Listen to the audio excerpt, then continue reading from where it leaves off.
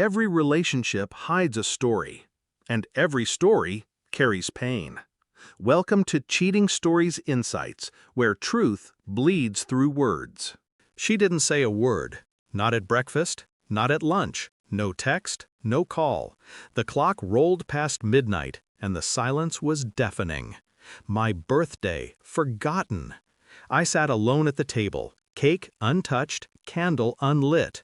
Her laughter drifted faintly through the walls. She was on the phone with someone else, someone who wasn't me.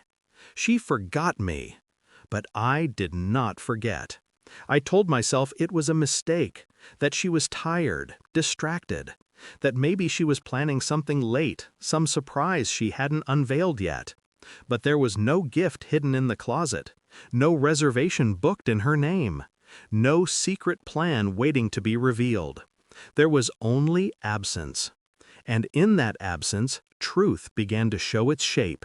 Her friends, always first in her world.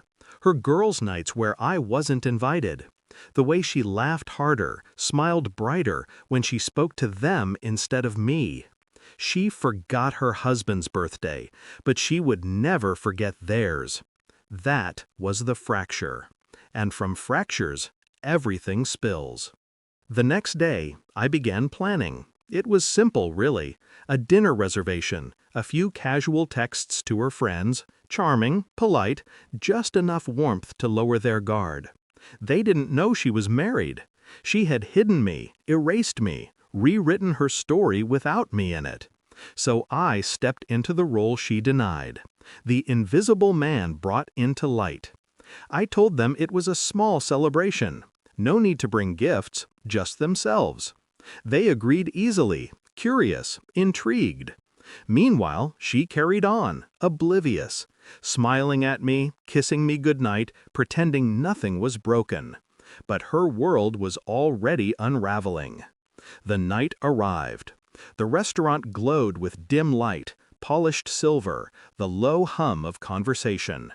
One by one they arrived. Her closest friends, unaware, unsuspecting. I greeted them warmly, offered drinks, spoke lightly, as though this gathering was the most natural thing in the world. And then she arrived. Her eyes caught the scene. Her friends at the table, me at the head. She froze. For a moment, her mask slipped. Shock, then panic, then forced composure. I smiled at her, pulled out a chair. Join us. She sat, stiff, hands twisting in her lap. Dinner flowed, laughter, stories. But her silence was a ghost at the table. And then the toast. I raised my glass, my voice calm, to honesty, to friendship, and to the truths that bind us together. They lifted their glasses, smiles wide. Then I said it. I want to thank you all for being here tonight. It means a lot, especially since none of you knew she was married. The air shattered. Eyes widened. Forks clattered. The weight of the words settled like stone. Her face drained of color. Married? One of them whispered. Another leaned forward, voice sharp. Is that true? She stammered. It's not. I slid my ring onto the table. It glinted under the soft light. Proof undeniable. She never told you. She hid me, hid us. But here I am. The silence grew heavy.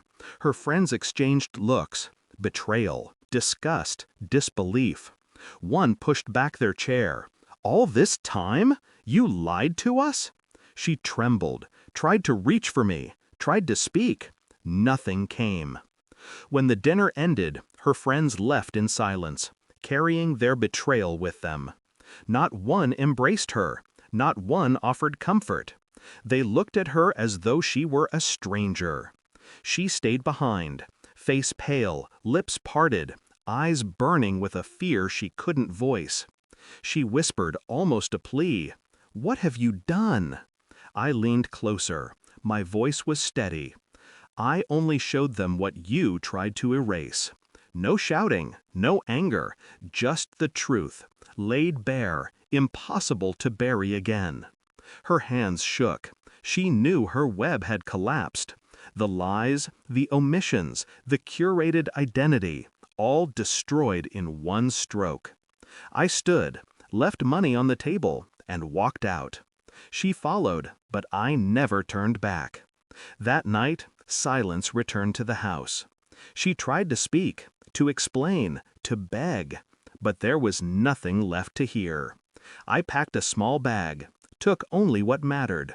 As I passed her, she reached out, fingers brushing my arm like a last attempt to anchor me. I pulled away. The look in her eyes was not sorrow, it was terror. Terror of exposure, of consequences, of being seen for what she truly was. I left her with that terror. Now I sit alone. No cake, no candle, no laughter. And yet the quiet is different, sharper, cleaner. Her friends know. Her mask is shattered. Her world, once carefully constructed, lies in ruins. She asked me what I had done. The answer is simple. I reminded her that I exist. And in doing so, I erased her. Because betrayal doesn't always demand fire. Sometimes it only needs a mirror. And when liars are forced to face their reflection, they collapse.